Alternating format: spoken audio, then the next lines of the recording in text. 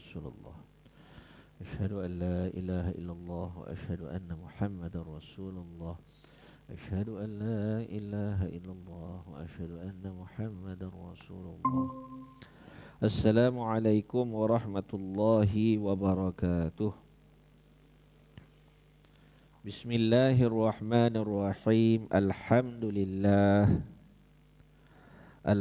لله رب العالمين وبه نستعين على أمور الدنيا والدين وصلى الله على سيدنا محمد خاتم النبيين وعلى آله وصحبه أجمعين ولا حول ولا قوة إلا بالله العلي العظيم رب اشرح لي صدري ويسر لي أمري واحلل عقدة من لساني يفقه قولي سبحانك لا علم لنا إلا ما علمتنا إنك أنت العليم الحكيم أما بعد. Alhamdulillah para jemaah sekalian yang dirahmati Allah Subhanahu wa taala, lagi dikasihi. Marilah sama-sama kita memanjat syukur ke hadrat Allah Subhanahu wa taala kerana begitu sempurna segala kurniaannya kepada kita, begitu bernilai, begitu berharga segala nikmat Allah yang dicurahkan kepada kita. Nak dihargakan, memang kita siap jutawan lah sebenarnya. Kita sebenarnya jutawan. Apa yang Allah beri pada kita tu kalau dinilaikan berjuta-juta ringgit harga dia, tak tercapai. Tubuh kita, orang colek budak nak ambil buah pinggang, ya, berapa ratus ribu dia jual? Tak kira lah. Sebutlah berapa, 500 ribu, 200 ribu, tak kira. Tubuh kita sendiri pun dikira-kira dia, kita dah siap jutawan dah. La ilaha illallah. Memang patut ketika mana manusia membuang masanya, dia diazab oleh Allah. Kita sendiri. Lalu mengapa kita merasakan kita lemah? Ialah kerana kita lupa Allah. Lemah tu berlaku sebab kita lupa Allah. Lalu Allah jadikan kita lupa siapa diri kita. Kita memang berharga lebih daripada segala-galanya. Kan? Ambillah apa, tubuh badan kita, semua mana ada main 200, 300, mana ada. Lalu kita dah siap, sepasang jutawan, sepasang jutawan. Tu dia. Sebab itu disebut rugi manusia. Kan? Wal 'asr innal insana lafi khusr. Demi masa Allah kata, sesungguhnya manusia di dalam kerugian. Iyalah, benda aset berjuta-juta. Lalu dia mencari sesuatu yang tidak dipandang, yang tidak dibawa ke akhirat. Sebab tu setiap orang tak boleh nak kata pada Allah bagi dia tak cukup lah, kurang lah. Ya Allah, tak ada. Mana ada tak cukup? Semua yang diberi oleh Allah sempurna. Cuma ada kalanya kita faham, ada yang kita tak faham. Baik, kita masuk muzakarah kita. Dalam kitab hadis syarah Jibril ni, terjemahan hadis syarah Jibril ni, kita dah masuk muka surat 35 ya. Muka surat 35, tajuk dia ialah sifatuhu sallallahu alaihi wasallam al-khalqiyah. Sifatuhu sallallahu alaihi wasallam al-khalqiyah. Sifat fizikal Nabi sallallahu alaihi wasallam. Mana luaran, jasadi, yang berbentuk jasad, yang berbentuk bashar, yang boleh dilihat mata kasar. Ya, jadi sifat yang berbentuk basyari. Kerana kita nak belajar, Allah nak jadikan kita sebagai orang yang belajar, maka Allah Ta'ala hantar sesuatu yang sama, maka dia belajar. Dia tak belajar pada benda yang tak sama, tak ada. Jadi didatangkan Rasul dalam bentuk manusia, agar manusia boleh belajar. Baik, sifat fizikal Nabi SAW, sifat luaran Nabi. Tengok dalam nota kaki nombor 25. Berkata para ulama, semoga Allah memberikan kita manfaat dengan sebab mereka. Tidaklah sifat-sifat fizikal Nabi ada di dalam sebuah rumah. Artinya kalau Nabi jasadnya saja, ya, ada di dalam sebuah rumah, melainkan Allah akan mengamankannya daripada kecurian, kebakaran dan tenggelam. Dan tidaklah ia berserta seseorang pun, melainkan Allah Ta'ala akan mengamankannya daripada kezaliman pemerintah dan tipu daya syaitan, serta tidak akan hilang daripada rumahnya kebahagiaan. Itu barakah. Itu barakah, kebaikan, ya. Jadi barakah ini juga bahagian daripada tentera Allah. Ini dipanggil ma'unah, diturunkan kepada orang beriman. Dia ada ma'unah, dia ada pertolongan Allah. Antaranya barakah. Dan dia tidak dapat dipahami dengan semata-mata akal. Ya, kerana dia bersifat ruhani. Dia bukan bersifat maklumat akli. Ya. Dan Nabi SAW mendidik kita, ada perkara yang berbentuk fizikal, ada perkara berbentuk akli, sesuatu maklumat yang boleh dipikir, dan ada yang berbentuk ruhi, rohani. Yang tu tak boleh fikir. Yang tu kena terima. Itu kena percaya. Baik. Adalah baginda Rasulullah SAW bertubuh sederhana. Jadi apa sederhana itu maksudnya? Nombor 26 itu. Tidak terlalu tinggi dan tidak terlalu rendah. Kulit baginda putih bersih. Nombor 27 itu. Putih yang bercahaya dan berseri. Putih yang tidak ada cahaya ialah putih lesu, putih pucat, bukan. Tetapi dilihat kecantikan dia, putih itu nampak. Ya, berseri. Putih kemerah-merahan. Dua anak matanya sangat hitam. Kedua matanya besar. Bulu matanya lentik. Alisnya melengkung. Alisnya melengkung, panjang dan lebat. Hidungnya mancung. Gigi agak jarang, teratur rapi. Pipi mulus, ini tidak tembam. Wajahnya sedikit bulat dan agak bujur. Dahinya luas. Janggutnya lebat sampai ke dada. Kepalanya besar sesuai dengan kepalanya. Rambutnya ikal mayang. Tengok dalam nombor dobit nombor 29 tu. Seluruh kepalanya atau bahagian hadapannya. Berkata Ibnu Al-Athir dalam kitab Manalut Talib, kepala yang besar itu menunjukkan seseorang itu bijak. Itu pengalaman lah. Itu pengalaman. Ya, itu mereka punya ilmu pada sudut apa kita kata, pengalaman mereka. Rambutnya ikal mayang, iaitu pertengahan antara tidak terlalu lurus dan keriting. Mana tak lurus sangat dan tak juga ke keriting. Dia beralun, seolah-olah ia disikat dan beralun.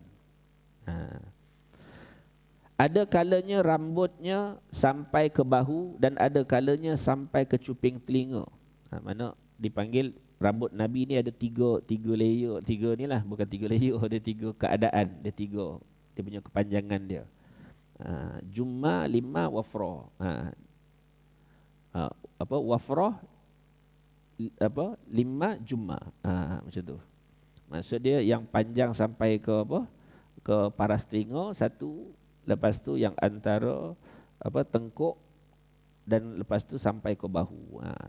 Itu biasa yang sampai ke bahu tu masa perang. Masa perang, ya.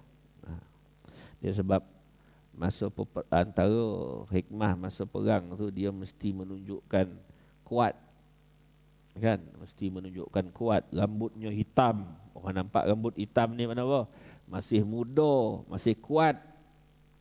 Lepas tu kan kita buat haji, kita ada harwalah kan. Maksud dia buat haji kan masa kita tawaf. Kita tawaf kan, lepas tu dalam apa? Kita ada masa yang kita akan berlari anak. Sepatutnya kita berjalan kan, dah ada masa kita akan berlari anak. Kita akan berlari anak dan kita akan buka bahu kanan tu kan. Itu semua ada. Kenapa? Ketika Nabi bertawaf itu kan masa Fathul Makkah. Masa Fatah Mekah, orang-orang musyrikin mereka mengimarahkan atau mereka hidup di Kaabah.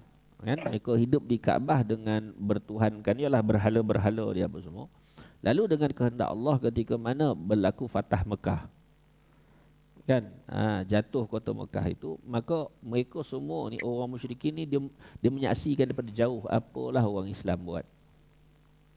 Apalah orang Islam buat. Kan?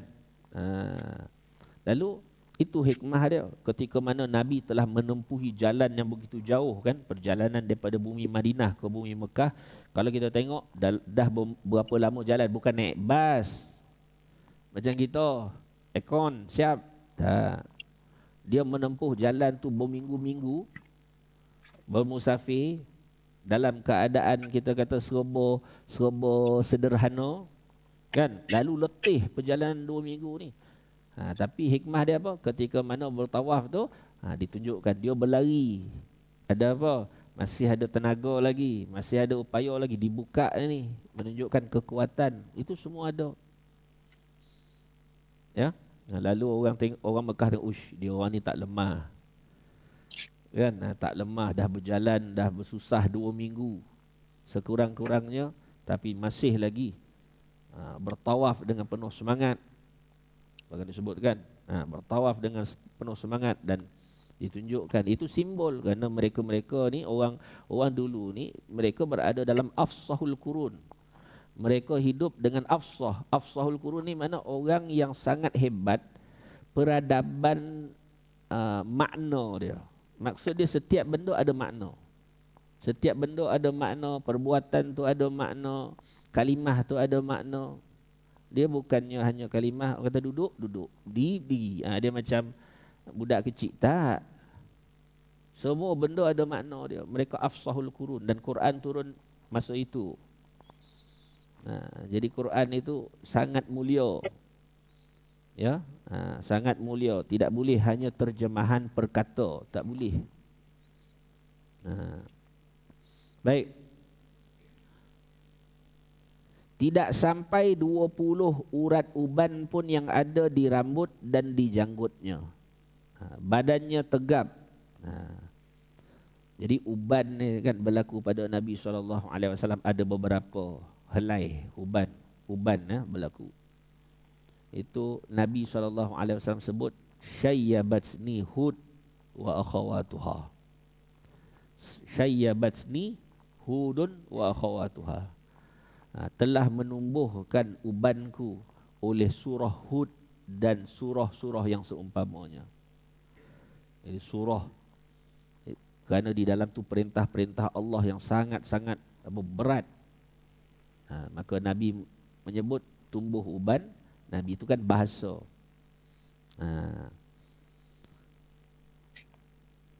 Apa dalam surah Hud itu antaranya ayat yang berat itu, iaitu ayat fastaqim kama umirta. Istiqamahlah seperti engkau diperintahkan. Itu antara ayat yang sangat berat. Turun wahyu itu saja berat ya. Kita tak upayalah. Kita manusia biasa ni matilah ya, mati. Baik.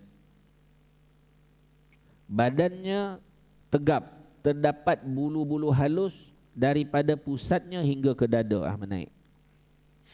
Memang ada satu garis, iaitu pertengahan, tidak terlalu lurus dan kerinting, seolah-olah disikat dan beralun. Antara dada ke pusat. Lengan dan dada bahagian atasnya juga berbulu halus. Perut dan dadanya sejajar. Sama level dada dan perut. Yang itulah akhir zaman kena fikirlah, kena malulah. Ya. Ni bukan kata ke orang ni, ke sendiri ni. Malu. Kenapa? Kerana tak lurus. Ya. Tak lurus. Tulang sendinya besar, lengan antara siku dan bahu. Hasta, mana lengan antara siku dan pergelangan tangan. Dan rusuknya juga besar. Kedua bahunya bidang, lebar kedua tapak tangannya, agak tebal kedua tapak tangan dan kakinya serta lebar. Kedua tulang ruas, lengannya panjang, bercahaya, wajahnya bagaikan bercahayanya bulan purnama. Apabila baginda sallallahu alaihi wasallam berbicara, akan terpancar cahaya daripada celah-celah giginya. Ia terpancar seumpama gugurnya titisan air daripada awan. Akan berkata orang-orang yang menyifatkannya, saya tidak pernah melihat insan sepertinya sebelum atau sesudah. Itu memang ucapan sahabat-sahabat lah. Takkan jumpa orang yang seperti itu. Sebab itu kan ada kalam-kalam mereka menyebut kan, seolah-olah Nabi itu lahir dengan keinginannya sendiri. Seolah-olah. Itu nak menunjukkan sempurna. Kita semua nak apa? Kita semua nak sempurna, betul? Itu lah. Itu nak bagi tahu bahawa disebut seolah-olah Nabi lahir dengan keinginannya sendiri. Nak bagi tahu apa? Bukan Nabi lahir dengan keinginan sendiri. Nak bagi tahu ialah begitu sempurnanya Allah Taala menciptakan fizikal baginda Rasulullah sallallahu alaihi wasallam. Cumanya dalam riwayat hadis ada disebutkan keadaan Nabi itu bukanlah, maknanya bukan semua orang boleh lihat wajah direct, tak boleh. Sebenarnya tak ada yang boleh tengok secara bertentang mata, tak ada. Kerana pancaran wajah tu tak mampu. Ya.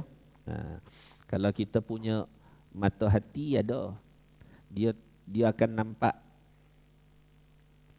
Maksud dia bukan dipanggil, kita tak punya upaya ketika melihat itu. Ada orang-orang soleh,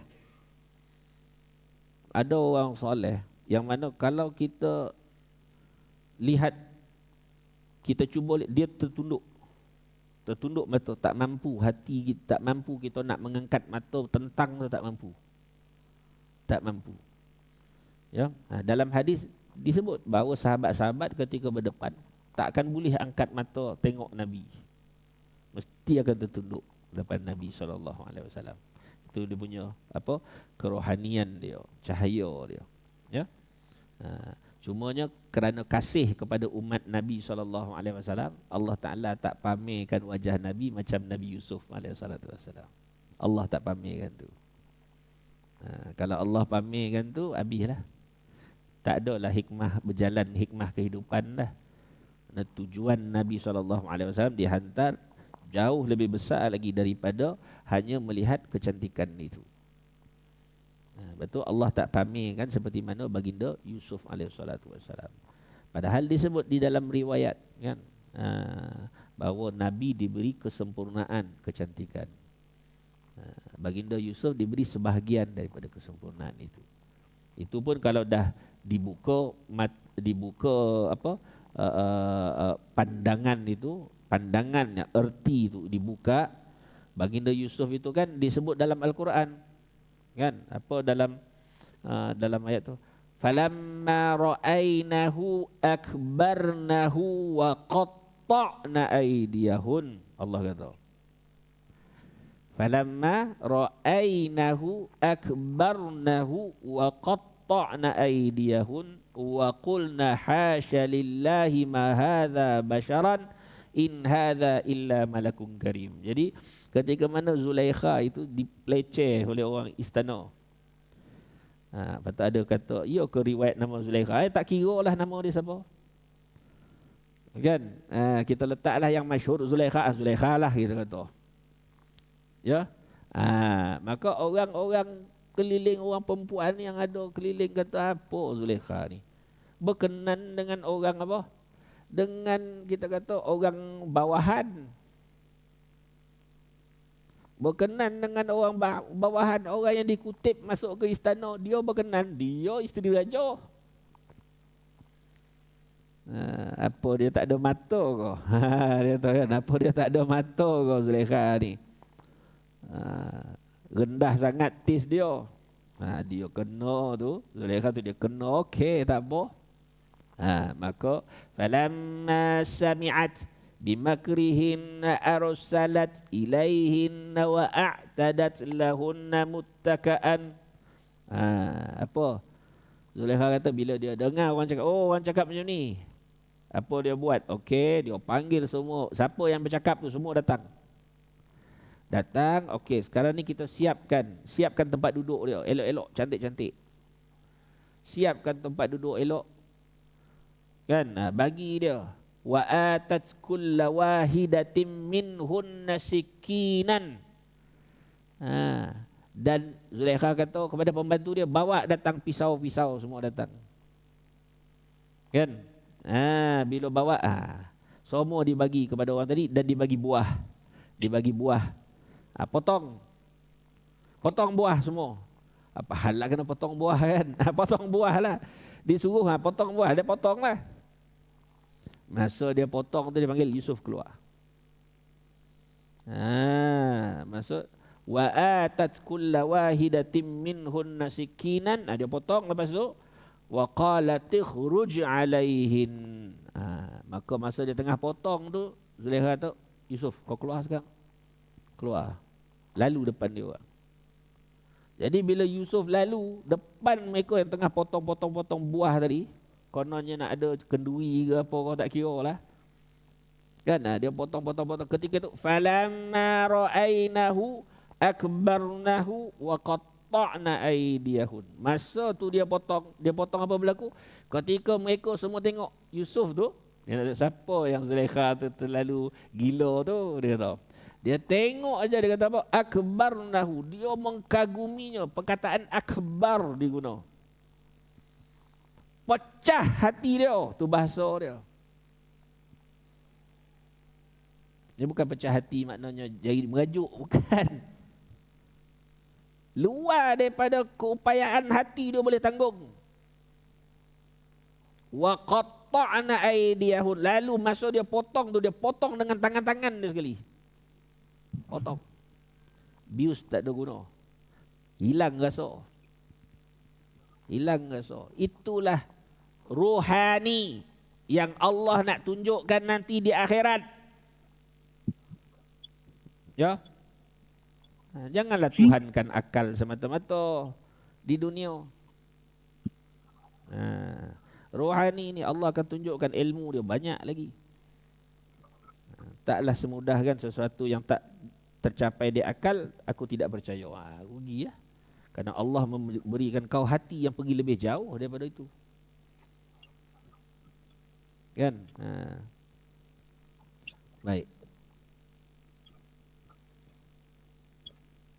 Hilang itu kehebatan baginda Yusuf alaihissalatu wassalam. Lalu ketika baginda sallallahu alaihi wasallam dihantar oleh Allah, lepas tu tidak dipertunjukkan itu, kasyaf itu, tak, benda tu tak dibuka, tak diinkishafkan depan manusia. Kerana bukan itu maksudnya. Maksudnya Nabi dihantar untuk menyempurnakan akhlak. Baik. Akhlaquhu sallallahu alaihi wasallam. Tadi kita cerita khalqiyah. Khalqiyah mana sifat fizikal. Ini bawah rohani dia. Dia punya rohani pula. Dia punya akhlak. Akhlak baginda Rasulullah sallallahu alaihi wasallam adalah akhlak Rasulullah sallallahu alaihi wasallam Al-Quran. Akhlak Nabi ialah Al-Quran. Al-Quran itu adalah akhlak Nabi sallallahu alaihi wasallam. Bukan Quran yang kita tengok, bukan. Maksud dia ialah kita kata cahaya Al-Quran itu, perintah dalam Al-Quran itu, suruhan dalam Al-Quran itu semuanya adalah kehidupan Nabi SAW. Sebab itu, tak boleh kita kata ada orang lah kadang-kadang dia nakal, dia punya pemikiran tu nakal, dia rasa dia bijak. Kita tengok Nabi tak amal ayat ni. Tengok ayat Nabi ni dia bertentangan dengan ayat ni. Dia tak mengerti apa-apa. Itu bukan menunjukkan dia bijak tu. Dia tak mengerti apa-apa. Bagaimana kau boleh terima ayat tu sedangkan ayat tu terbit daripada lidah Nabi SAW? Kalau kitab-kitab yang terdahulu Allah Ta'ala turunkan dalam bentuk apa kita kata? Sekali turun. Seperti mana baginda Musa AS kan dipanggil ke, kita kata apa? Ke Bukit Tur kan, untuk turunkan kitab itu. Disebut kemuliaan, sebenarnya dipanggil ke gunung dipanggil itu kemuliaan. Lalu baginda Rasulullah SAW diturunkan Al-Quran itu di mana? Di hatinya. Di hatinya. Dan turunnya di mana? Di mana-mana pun. Ketika Nabi di atas unta, ketika Nabi di dalam rumah, ketika Nabi sedang berperang, itu jelas menunjukkan kemuliaan baginda Rasulullah SAW dan juga kemuliaan umat Nabi SAW. Mana di mana-mana pun mereka berada bersama dengan Nabi turun, sehingga sahabat menyaksikan bagaimana turunnya ayat itu kepada Nabi SAW. Dia ada, kalau kita kata bahasa mudah dia lah, kita kata bahasa moden sikit lah, dia kata ada filter khusus. Kan kita bercakap, contoh kita bercakap. Semua orang bercakap. Tapi tahu tak, dalam percakapan kita tu, ada yang busuk, ada yang buruk. Kita tak tahu. Dia pada hati. Kalau hati kita busuk, ucapan yang keluar busuk. Jangan tak tahu. Nah, kalau hati kita buruk, dengki, ucapan yang baik pun, yang dikeluarkan ucapan yang zahirnya baik, bau dia busuk.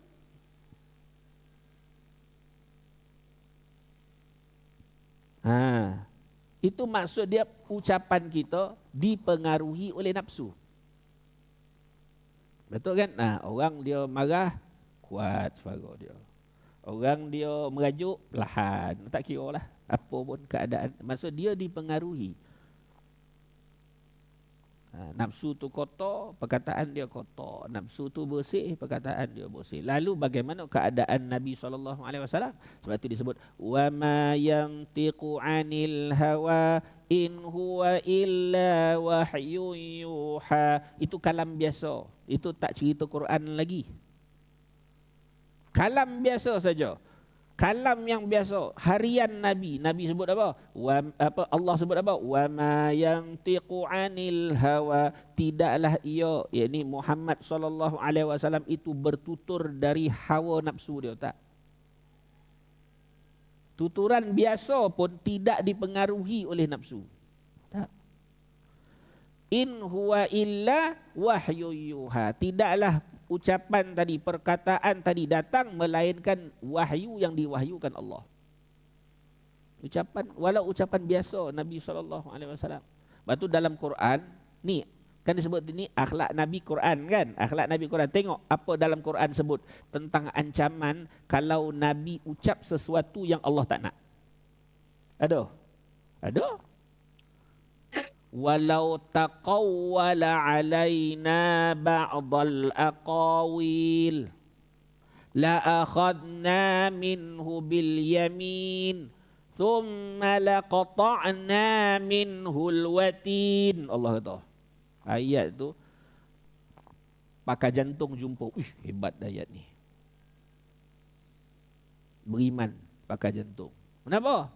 Allah sebut walau taqawwala alaina ba'dal aqawil. Kalau Muhammad itu mengada-adakan sebarang ucapan, walau satu kalimah, walau sebahagian perkataan, dia mengadakan dari dirinya sendiri. Allah kata apa? La akhadna minhu bil yamin. Kami akan azabnya dengan kekuasaan kami. Thumma laqata'na minhul watin, dan kami akan putuskan urat dalam jantung dia. Al-watin tu urat yang paling halus yang ada dalam jantung. Bila putus, pop, berhenti jantung. Allah sebut. Thumma laqata'na minhul watin. Kami akan putuskan urat tu yang kritikal dalam jantung tu. Dia paling halus. Tapi bila dia putus, pop, out. Allah sebut detail. Jadi mana mungkin Nabi keluar satu perkataan pun daripada keinginan dia? Tak. Melainkan dia daripada wahyu Allah Ta'ala. Kan mulia. Sebab tu disebut akhlaknya Quran. Lalu mana mungkin tiba-tiba perbuatan Nabi dan Quran itu bercanggah? Tak mungkin. Tak mungkin.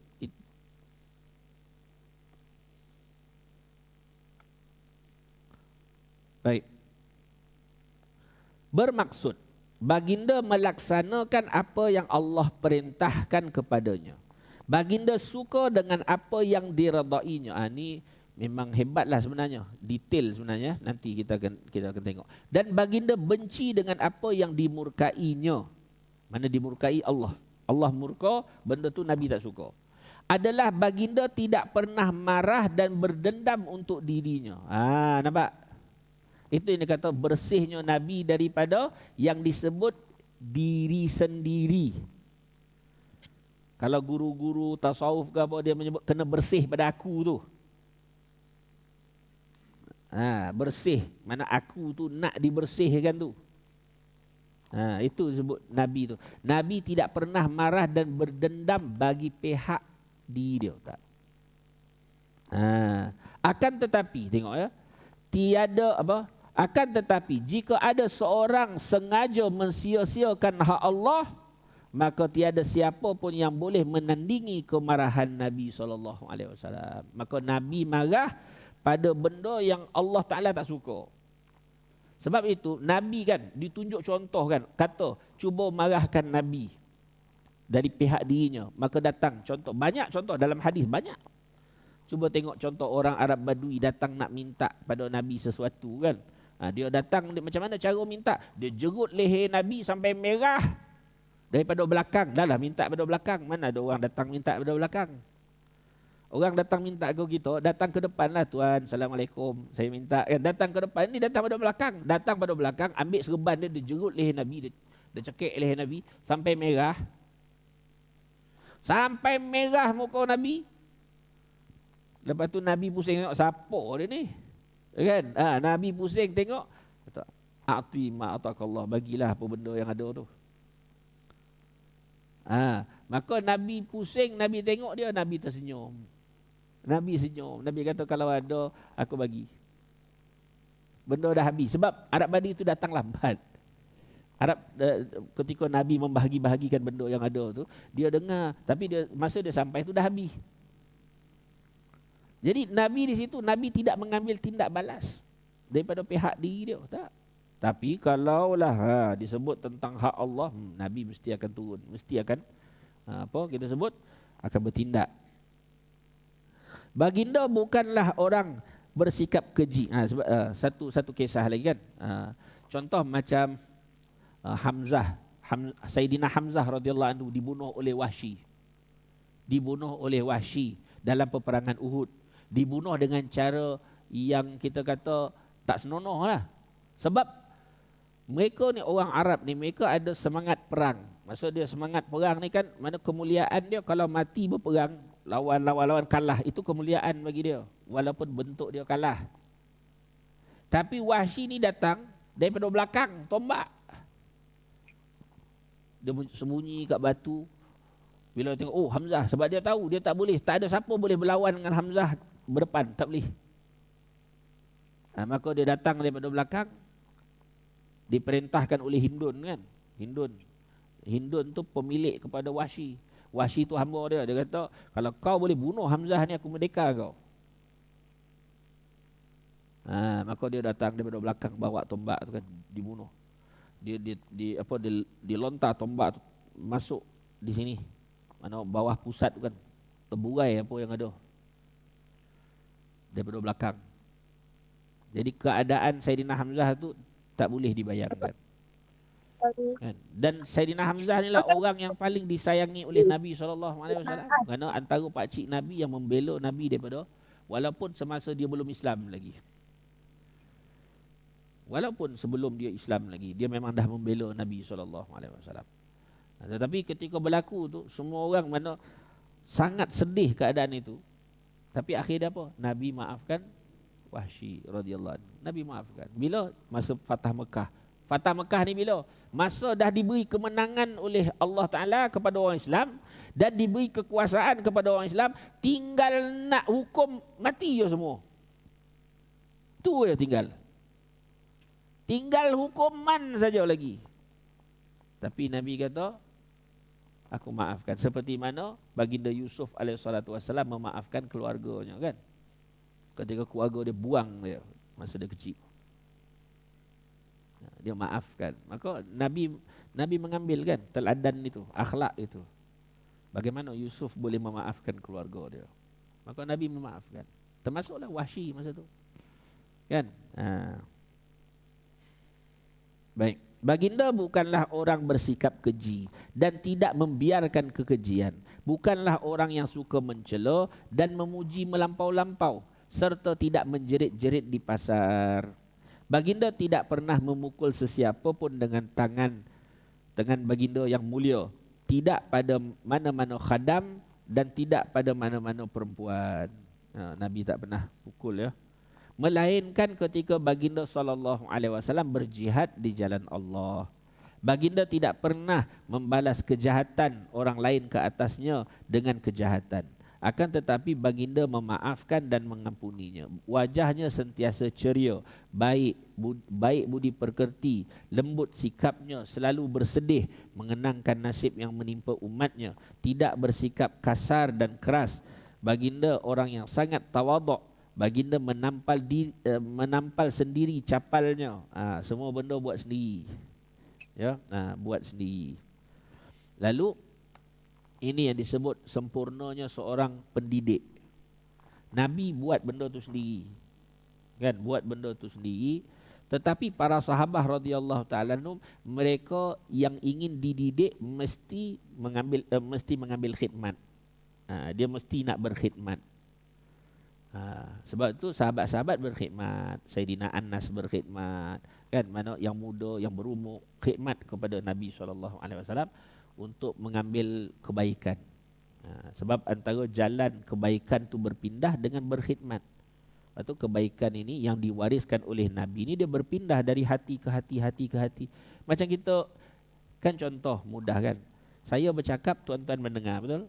Itu kan dengan perantara lidah dan juga telinga, betul? Lalu kebaikan hati ini dia berpindah dengan apa?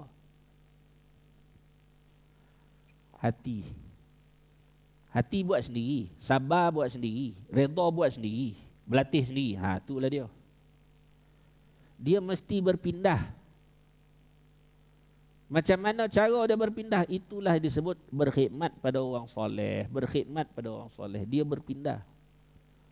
Dia tak ada cipta sendiri. Macam kita tak boleh cipta sendiri. Hati, sifat, akhlak mulia, dia tak tercipta sendiri. Ya. Ingat dia perlu kepada sahabah. Sebab tu disebut ashab, sahabah. Itu tanda sahabah agar berpindah kebaikan yang ada dalam hati tadi kepada umat, kepada orang lain. Itu sahabah. Itu benda penting ya. Akhir zaman. Penting sangat. Baginda tidak pernah membalas kejahatan orang lain ke atasnya. Baginda seorang yang sangat tawaduk. Baginda menampal sendiri capalnya, menjahit pakaiannya yang koyak, memerah susu kambing, menambat unta, membantu isteri kerja-kerja isterinya di rumah. Sebab tu ditanya Sayyidatina Aisyah radhiyallahu anha, apa Nabi buat di rumah? Kalau Nabi balik ke rumah, apa yang ada kat rumah tu dia buat. Mana tu tolong. Ya. menghadiri jemputan daripada orang yang merdeka dan golongan hamba, sentiasa melawat orang yang sakit dan mengiringi jenazah. Sebab tu antara perkara yang memalukan bagi orang lelaki lah. Dia bekerja letih, dia balik dia rehat. Rehat tu betul, bagus. Tapi daripada sudut khidmat dia kalah lah. Sebenarnya seperti mana dia letih bekerja di luar, isteri dia juga letih di rumah. Dia tak tahu. Dia je rasa dia paling letih dalam dunia. Dia tak tahu isteri dia yang ada 3-4 orang anak tu lebih letih pada dia. Dia tak tahu. Yang tahu dia balik, aku nak tidur. Kan? Dengan sangkaan dia letih. Itulah keakuan sebenarnya. Betul, letih itu betul, rehat. Tetapi kita hendaklah rehat dalam keadaan malu. Sedang isteri kita tak rehat. Tidur dia terganggu, makan dia terganggu. Siapa dia? Dia adalah orang yang bukan ada kaitan pun dengan kita. Datang dia, membuang hidup dia, hidup dengan kita. Buang hidup dia, hidup dengan kita. Itulah isteri. Itulah tulang rusuk. Lepas tu Nabi, orang-orang soleh tak ada. Dia balik rumah, apa benda yang dia boleh buat, dia buat. Apa benda dia boleh buat, dia buat. Dia tak peduli. Sebab apa? Letihnya diri itu nafsu. Tapi berkhidmat itu adalah kebaikan. Dia tak peduli, dia letih. Adapun wanita juga diberi adab mulia. Ketika dia melihat suaminya letih, dia punya kepahaman tu. Dia kata, suamiku letih, rehatlah bang. Lalu dia berkhidmat terus, kan?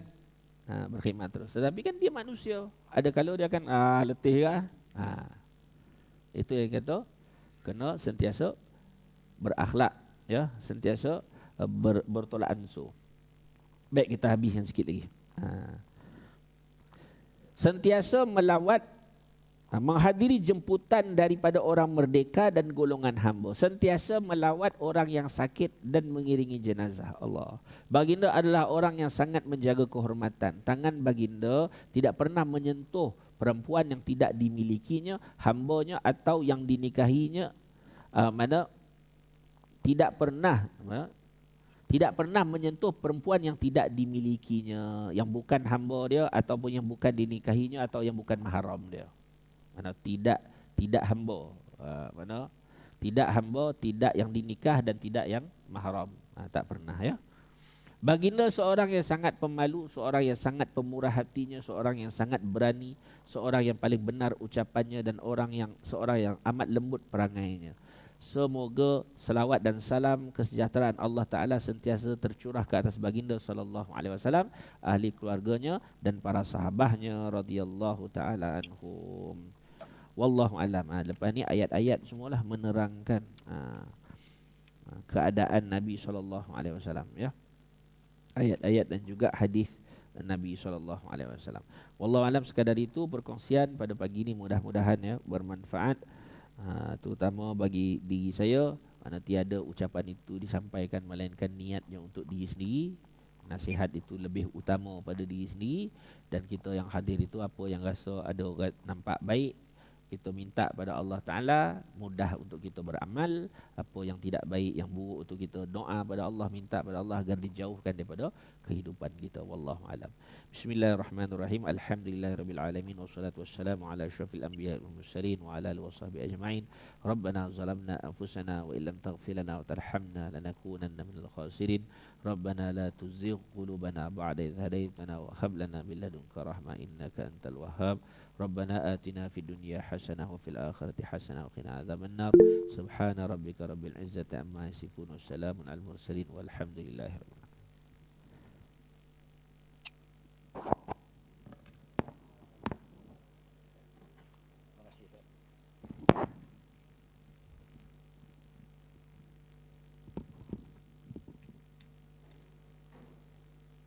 Terima kasih semua sahabat. Assalamualaikum warahmatullahi wabarakatuh.